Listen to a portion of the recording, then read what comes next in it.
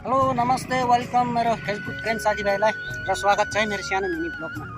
र आज पनि म जाँदैछु अस्तिकै जग्गातिर घुर्नुको लागि।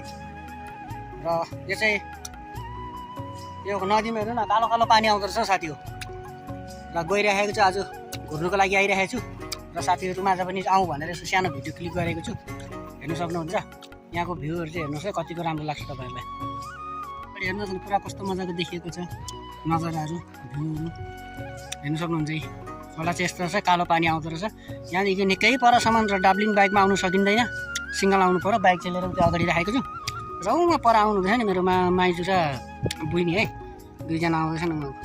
पछाडि आउने चाहिँ कोचिङदिनँ, अगाडि आउने दुईजना चाहिँ मेरो माइजू र बुइनी हो। र आज हामी फेरि भटाटार जाँदैछौँ मावला घुर्नुको लागि र हजुरहरूलाई घुराउँदै लाँदैछु म पनि। हेर्नु सक्नुहुन्छ यता तलको पनि नजारा हेरिहाल्नुहोस् कस्तो लाग्छ तपाईँहरूलाई हेरेर।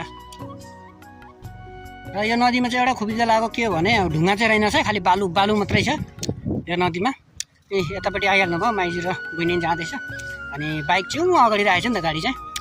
अनि त्यही भएर हिँड्दै गएको यो नदीको बाटो एकदम गाह्रो म पनि पार हुँदैछु।